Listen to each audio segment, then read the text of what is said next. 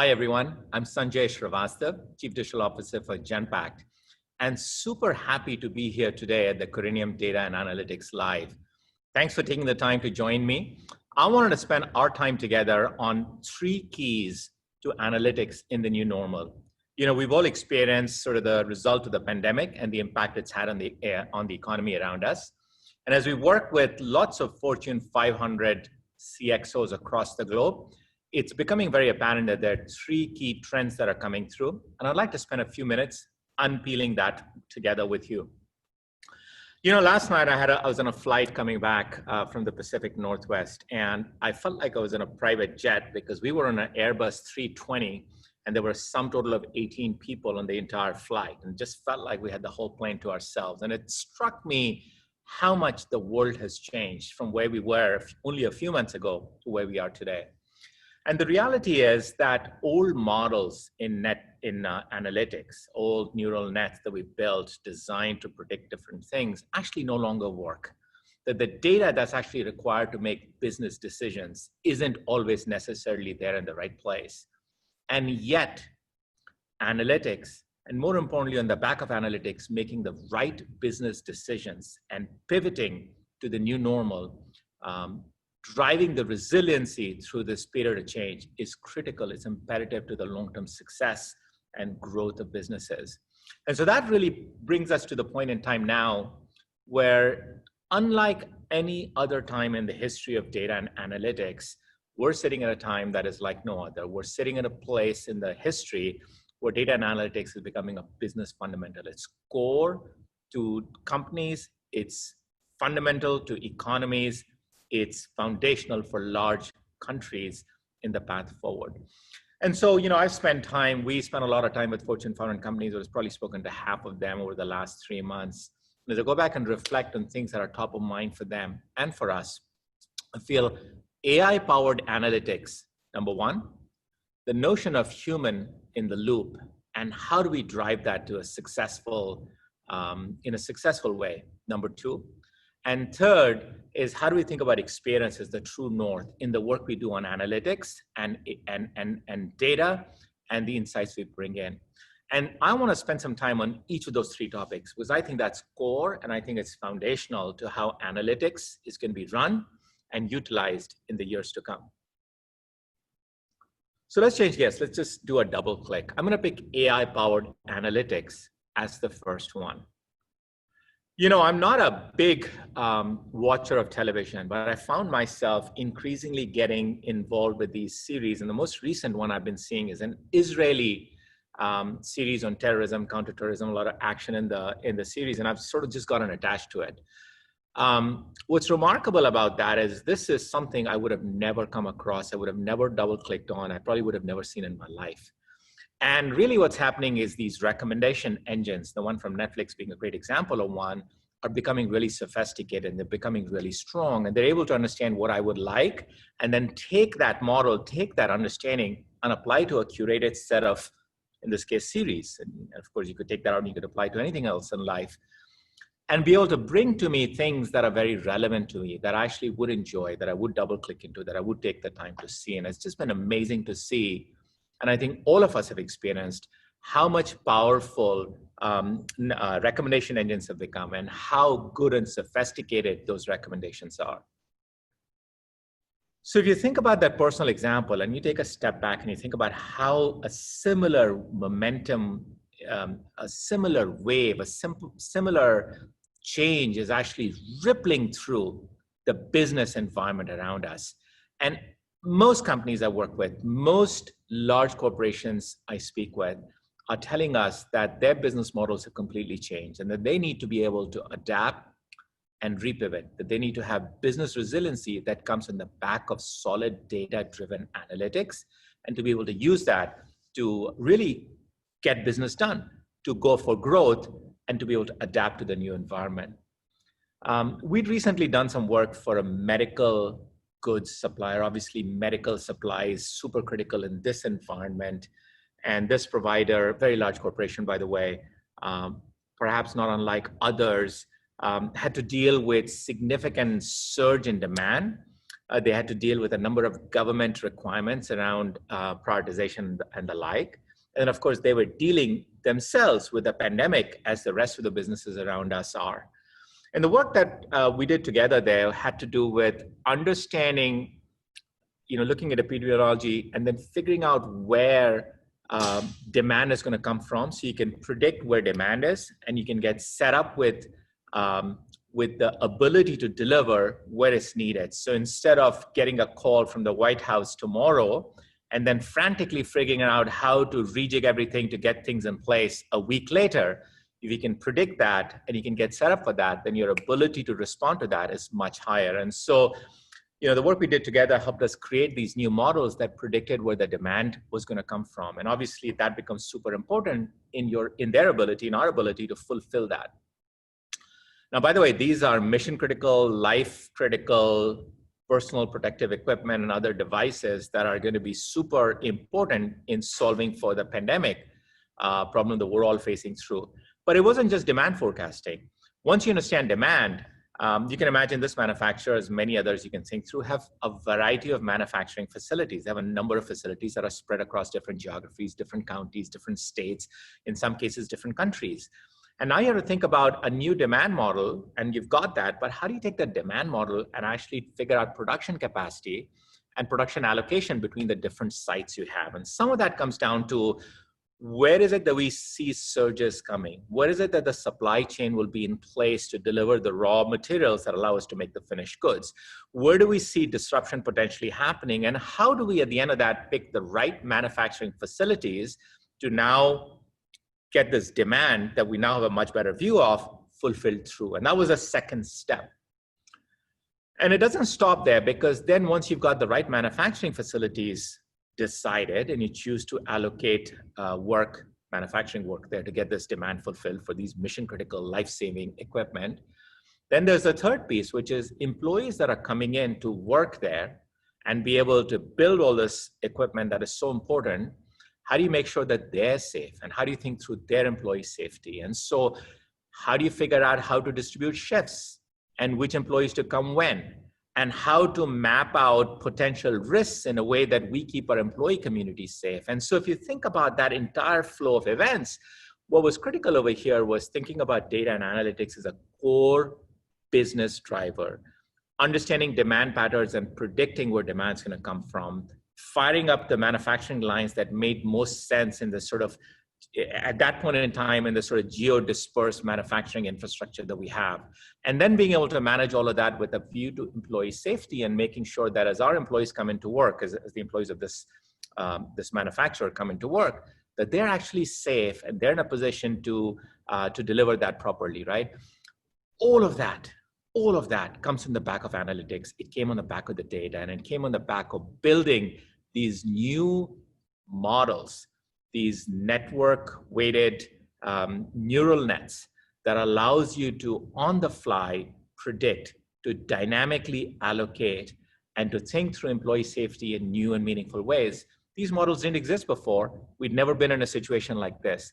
And it's the artificial intelligence-backed analytics that is driving this capability for us, and in turn for clients, and most importantly, for the people that consume these services, which is so mission critical. So I believe AI in analytics, AI-powered analytics, is becoming a big driver. Artificial intelligence itself is becoming more mature. The computing infrastructure is becoming more and more elastic. The data that's required to feed and tune and model is becoming ever more pervasive and available to us. And the ability to put those three things at play and bring them together is becoming a large differentiator. One way to think about where this takes us in the future is that I believe this will fundamentally change business models, that AI-enabled analytics will change the companies from what we know them to be. And I will just talk about one example that comes to mind. I look at an e-commerce, one of the largest e-commerce companies out there. And I've noticed that in the last 5 years that I've been shopping on this e-commerce site, their ability to predict what I'm likely to buy has gone up. In other words, you log on to your favorite xyz.com, you go to the homepage and it says, boom, Sanjay, here's 10 things that you might want to buy today. And I get to see my little recommendation list before I get to see the rest of the stuff or start searching from scratch. And it strikes me that as we've gone through the years, that prediction, that ability to sort of say, here's the 10 things, has gotten better and better and better. It's not 100% there. We're not at a point where I'm going to end up buying all 10 of the things that I get recommended today. But it has gotten to the point where 2 or 3 of those things are no-brainers. We've just recently gone through a relocation, and there's a number of new things we had to buy for the house. And it struck me how good the recommendation engine is becoming in terms of saying, well, if you're buying a vacuum cleaner, here's the other thing, et cetera, right? But what if, and this is only a question of time, those recommendation engines get to the point where they're right, not 30, not 50% of the time, but they're 100% of the time, or let's even say 90% of the time. Now, if you think about that scenario, what is the business model in the back of that? Isn't the business model now not serving up a portal, not suggesting to Sanjay, here's the 10 things you're most likely to buy, and waiting for me to actually pick the 3 that I'm going to buy, but knowing that I'm likely to buy 9 out of those 10 things and 10 of those 10 things? Why wouldn't that business model completely change? Where you actually take a, company takes all of those 10 things, puts it in a box, ships it out to me, and it's at my doorstep on Monday morning. I wake up, I grab my coffee, I walk over, I open the door, and there's a box there. And the box I open, and it turns out 9 of those 10 things I was going to probably buy at some point in time anyway. They've been conveniently packaged and sent to me already. The one that I didn't want, I'm just going to throw it in a box and put it outside my door, and come Wednesday night, it'll just get automatically picked up. Now think about the implications of that for a second. The company at the back end of that is no longer an e-commerce recommendation engine.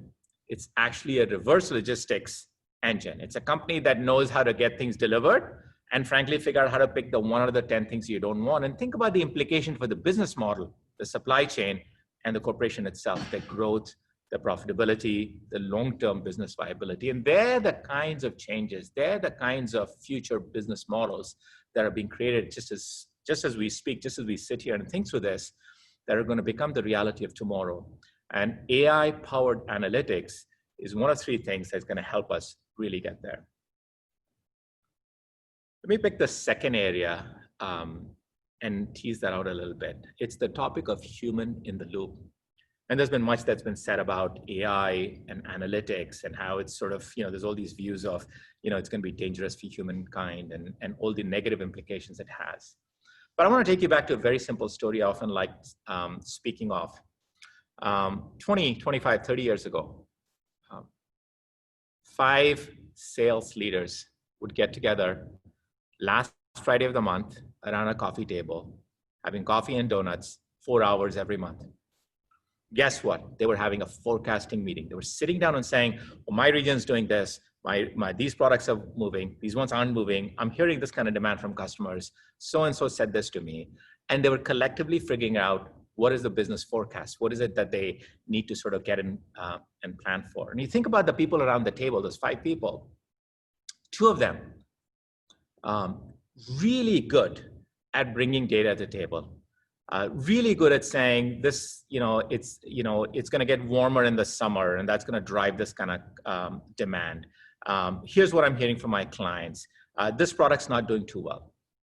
The other 2 around the table, fantastic at arithmetic. They'd be sitting there listening, and they'd automatically compute. Someone said, well, this is going to go down by 10%. They'd be able to figure out the numbers in the head and bring it back to the team. And they had incredible value for that group because they were able to work through these what-if scenarios and come up with sort of dynamic forecasting, if you will, in the manual way. And then there was the 5th person, and she'd sit around the table and she'd just ask these tough questions. And well, what about this? Well, what about that? Well, what if this other thing happened? And it's kind of like, okay, let's kind of walk through that. But it was all these scenarios, right? And a lot of times it's like, why do we have to spend time on it? And this discussion would go back and forth. So the reason I said it's 20, 25 years ago is because I wanted to introduce the fact that then came Excel from Microsoft. We're all users of Microsoft Excel. And as I said that story to you, you can quickly replay it out. And now same table, same 5 people, same donuts, same coffee. Guess what's happening? The minute you put a new assumption in, the Excel is automatically recalculating all the numbers in the flash of an instant and displaying it back. So all of the people that actually had all of the arithmetic skills, still really relevant, still really important, not really useful in this scenario anymore. All of the folks that actually brought in the data, the components, interesting and important, but not super critical, because now we have the ability to integrate all this data, bring it in automatically, and be able to calculate these Excels at speed. Now think about the person that was asking all those pesky questions, the what ifs, the what about this, and what about that. All of a sudden, that becomes super important, because now if you can do scenario modeling that fast, if you can recompute the Excel that fast, if you can accommodate these changes and be able to see the impact of that in real time, now the value of that judgment, the ability to ask those questions, to think through these scenarios becomes super important. And I think, as you go back in history of evolution of computing, there's so many examples like that, the coming out of Excel, if you will, that example. And there's so many examples like that that really bring to mind that as new technology comes through, as new analytics, as new automation, as new AI has come through, the role of the human, the contribution power of the human in that component has actually just gone up. It's become more important. And I think this is a really important concept to get right, because it drives so much in the context of where analytics is heading, and being able to design that right becomes so important. We do a lot of really interesting analytics, data, AI work across the world. And one that I am personally very involved in is, and this is for the reasons I trained as an aerospace engineer, I have a love of mechanical things, is actually a electric racing circuit that we help the Envision Virgin Racing Group win at. And for them, we do deep analytics, data, foundational data work, AI work that helps them make split-second decisions and make a variety of calls that their drivers can act on, and in the end, use that to be able to make decisions that end up making the winners, right? And so if you think about that world for 1 second, what's really interesting is, on one hand, you've got this amazing foundation of data, because by the way, in that electric racing circuit, we start with all the data that we want, because the cars are set up for all the telemetrics, the satellite data, the weather data, the city data, the geostat positioning data, all of that stuff is available, right? So it's actually fantastic to be in a business where you're starting with so much data right off the bat. It's not true for most other enterprises that I get a chance to work with. And then on top of that, we run all these AI engines that actually model and train our drivers, right? So if you're a driver and you're going through a practice run, which is basically a simulation on driving on the streets of Hong Kong 6 weeks from now, on the runway tarmac at Berlin's airport, as an example, which is one of the places the race will be run at, you want to be able to practice that. And how do you take a satellite image of a bump on the road, of something that's lying somewhere, and if you were to go over it, how do you actually translate that to the vibration you would feel in your hand if you're a driver? These are the kinds of AI capabilities that get applied. So it's just fascinating work on one side. Well, I'll tell you one thing. In the end, all of that work is for nothing if you can't get the last mile, if you can't get the human engaged, if you can't actually act on the device that comes through. And this is a perfect example, and I chose this for a reason, because in the split second that you have to make a decision on pressing on the pedal and trying to accelerate, or pulling back and letting someone go through, knowing that you're going to cut around the corner, down the way, and manage your energy better, is a super critical decision. And the analytics and the AI and the data allows us to make the decision. But how do you get the human to act on it? How do you think about the experience, the engagement of that human in a manner that they're able to take the prediction and apply judgment and take action? And that's become one of the key sort of drivers, become fundamental to success in getting this to play. And I think this whole area of human in the loop is an area that's going to develop significantly. It's going to become super critical, and it's going to be very important. And I think it has implications, because no matter where AI takes us, and it's going to take us a long way, the reality is humans will always be important, because artificial intelligence is, in the end, a fantastic prediction engine. But that's all it is. It's great at predicting. It's going to tell me at any instant what is the probability of X happening, what is the probability of Y happening, right? And it's the best prediction you can get. But once you have that prediction, you still have to make a decision. You still have to apply judgment. You still have to apply thinking. You still have to nuance it with the domain, with the process, with the knowledge of the industry to make a decision. And this is where the human in the loop really comes into play. And in that split second of that race, you can see that come to life. But for us, for you and I, for corporations around it, us, what becomes critical is actually translating that learning, translating that insight into specific next steps and investing in the reskilling and the development of the people. In that post-Excel sales world, how do you actually find more people and train more people and cross-skill more people to be asking those questions, to be applying judgment, to be thinking through scenarios, because now you've got a perfect companion, if you will, that is going to do all the mathematical calculations around it. And much in the same way, I think what we're headed is with the role of the human in the loop is going to become even more important, but it's going to need to complement the pace at which AI is developing, analytics is delivering, and data is coming to be in place. And that'll only happen if we reskill at the right pace, that we pick the right areas to develop, and we spend time and invest energy in getting our teams there. And so this is one of the biggest call outs I do when I speak with corporations, with boards, with CXOs, in terms of thinking through reskilling, thinking through talent, and getting ready for the future to come. Okay, folks, I'm going to pick my third area, and I think this is another one of those big trends that I see across the board. There's so many examples that come to life, and it's the idea of experience becoming the true north in any analytics projects, in any work that we do fundamentally. And I'll give you a great example. You know, it used to be before COVID, and I'm sure this is true of you. I mean, all of us had sort of our favorite restaurants. If you were ever come to Palo Alto, where I live, and he says, Sanjay, let's go get a bite to eat. I had 10 restaurants I could roll out, and they were our favorites, and we'd go back there, the standbys. We knew them inside out. We probably knew half the staff, the owners. We knew pretty much most items in the menu. We knew the ones that we liked and we didn't like, right? And this is true for all of us. And we've lived in this town for a long time. What I realized when we went through COVID is that all of that changed overnight. And I was about to, as we've often done since then, make a decision on getting some takeout. Obviously, we weren't going to eat out at a restaurant. We're going to take out, bring it back home, and then have it with our family, and we want to pick something. What I realized is my top 10, my top 5 favorites no longer mattered. Because to me, what mattered more was I able to interact with a restaurant that could take my order online, that could do it in a seamless way, that could translate it into a delivery time window, that could keep the delivery time window exactly to that timeline, because I'd have to go and wait curbside with an engine running and a trunk open for someone to be able to come in and place it in my trunk, et cetera. And then get it placed in a way that on my drive back, it didn't spill over, that it didn't move around too much. So you can start seeing that there's new variables in the equation. My whole buying process, my decision process completely changed. And it changed because experience is super important to me. And I know it's super important to you. And just in that example, you can sense how experience becomes the new way people make decisions, the new way consumers consume, the new way millennials make decisions. And this is happening pervasively across different businesses, corporations, countries, just population sizes. And so if you think about experience becoming the core, and then you think about the business world, it has many, many, many implications.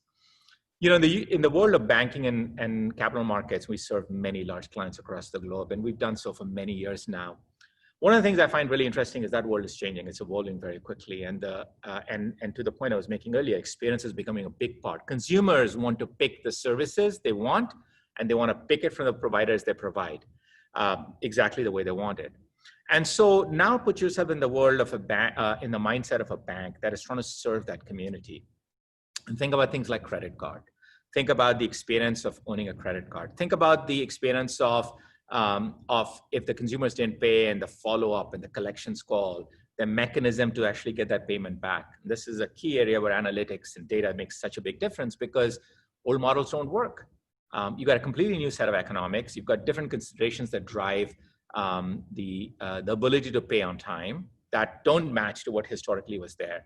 And so you have to sort of go back and relook at that equation. You have to recompute that. You have to build the new models, the new neural nets that help you figure out which segment you need to call on. How do you collect properly? And by the way, it isn't just that, right? Once you get the analytics in place and you know you need to call Sanjay, I don't want to take a phone call. I don't want to get yet another 1-800 call calling me and saying da-da-da-da.